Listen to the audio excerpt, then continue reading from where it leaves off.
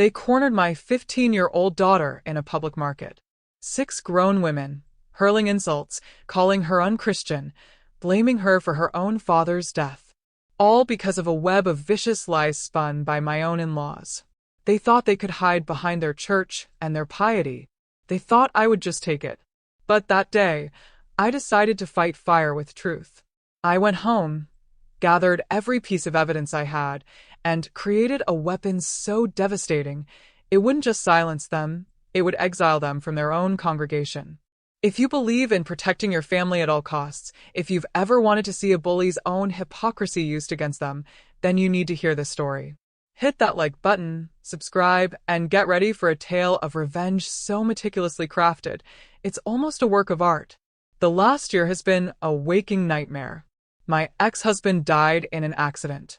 And while that alone is a seismic shock to any family, the aftershocks were even worse. You see, we were mid-divorce. My daughters, 17 and 15, were the ones who discovered their father's secret. His affair. The 2 little boys he had with another woman. The woman who also, tragically, died in the same accident, leaving those boys orphaned. Our grief was complicated, messy, and stained with betrayal.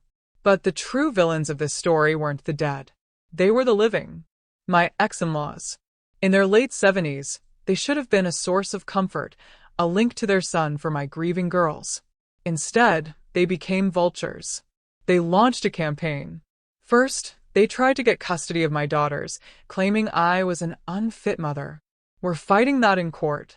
Then, they had the audacity to ask if they could move in with us because they claimed they were destitute. This, despite inheriting my ex's entire personal bank account and his life insurance policy. My daughters, their own granddaughters, got nothing. The relationship was beyond strained. It was a war zone. My girls were in therapy, working through the trauma of their father's betrayal and death, and their grandparents were actively making it worse. This week was my youngest's birthday. To make the day special before her party later in the month, I took both my girls to our local weekend farmers market. It's a beautiful place, full of life and color.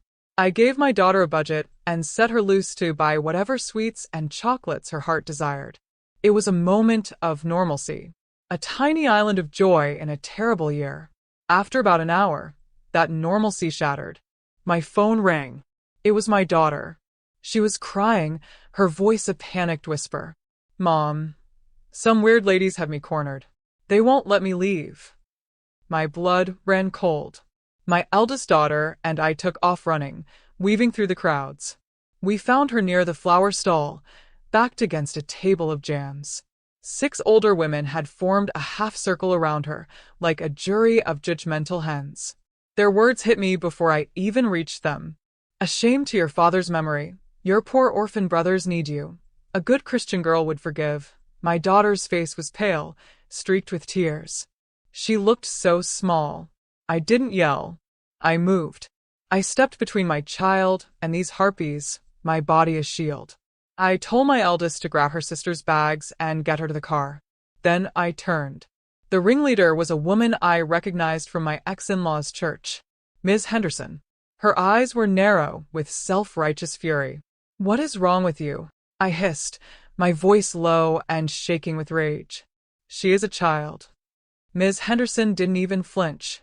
"We're concerned for her soul. And for yours. You should be obeying your husband's parents. A good Christian wife." I cut her off. "He's not my husband. We were divorced, in case you forgot why." "A technicality," she sniffed. "You're turning those girls away from their family. From those poor, innocent babies." The argument escalated. My voice rose to match theirs. The vibrant market sounds faded into a blur around us until the manager came over and asked us all to leave. As I walked to the car, they followed, a gaggle of gray-haired vultures, their whispers hissing at my back. In the car, my youngest sobbed. "They said it was our fault Dad died. Because we told you about the affair, and you started the divorce." That was the moment. That was the fracture point. The cold, hard knot of fury in my stomach solidified into diamond-hard resolve. After I got my girls to bed, I got online. I reached out to one decent man I knew from that church, Mr. Davies. I told him what happened. He was horrified. And then he explained everything. He sent me a link to the church's private Facebook group. There it was. A post from my ex-mother-in-law. A masterpiece of manipulation. She painted a picture of a cruel daughter-in-law and granddaughters who abandoned them, leaving them homeless and penniless. She said we were the reason they lost custody of their grandsons. But the most ingenious, disgusting lie was how she explained the affair babies. She claimed the other woman was our surrogate because I couldn't have more children and that I'd rejected the babies because they were boys. The comments were a waterfall of support. Praying for you. Those wicked women will get their judgment. They were mobilizing an army of the misinformed against my children. I sat there in the blue glow of my laptop, my hands trembling. Not with sadness. With a cold, clean, terrifying fury. They wanted to play this game? They wanted to use their church as a weapon? Fine. I would fight them on their own turf. And I had the ultimate ammunition. Because I was mid-divorce when my ex died, I had it all. Every last piece of evidence. And legally, I was in the clear to use it. The next day, I went to a print shop. I handed over a USB drive. I need high-quality prints of everything on here, I said, my voice calm. The best paper you have. The employee's eyes widened slightly as he scrolled through the files.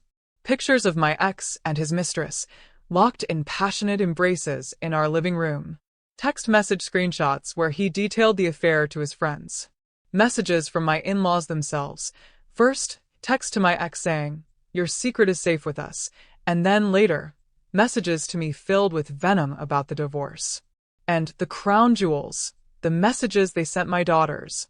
The ones calling them bastards. The one that said, "And I will never forget this, you killed your father with your big mouths." I paid extra for the premium paper. This needed to feel official. Sacred even. At home, I spent hours assembling my weapons. I bought simple, elegant binders. On the front, I placed a subtle, innocuous cross sticker. They looked exactly like the little hymn booklets the church handed out every Sunday. I opened the first binder. On the first page, I placed the clearest, most damning photo. My ex and his mistress, their faces unmistakable, her dark hair and olive skin a stark contrast to my fair features. Beneath it, in an elegant font, I wrote, "The love story of ex's name and mistress's name." The following pages were a chronological narrative of their betrayal, supported by printed texts and emails. It ended with their harassment of my children. It was undeniable. It was brutal. Sunday morning, I dressed in simple, respectable clothes. I arrived at the church early, just as the volunteers were setting up. I walked calmly to the back table, stacked high with the weekly hymn packets. I placed my binders neatly among them. Then I left. No one noticed a thing. The gossip mill, as I knew it would be, was swift and merciless. By that afternoon, the church's Facebook group was in meltdown. The post about my ex-in-laws was deleted, but not before it was flooded with comments of outrage, not at me, but at them. My friend Mr. Davies gave me updates. The pastor himself had to intervene. The words used to describe my ex and his mistress were so fiery they threatened to burn the whole group down. I was apparently still somewhat at fault for pursuing the divorce, a pathetic attempt to cling to their dogma, but it was now understandable. The best part? The focus shifted to my in-laws' true sin, their abuse of my daughters. The church, for all its faults, could not stomach that. We received 2 apology letters in the mail. My ex-mother-in-law made a final, pathetic post on her personal wall about being alienated and how no one cares for the elderly. She called her son a great man who cheated, lied, and left his parents to fight over scraps. The fallout was absolute. My ex-in-laws were shamed into leaving the church. Their support system, the army they had mobilized against us, vanished overnight. The silence from their end was deafening. The constant harassment stopped. The lawsuit for custody?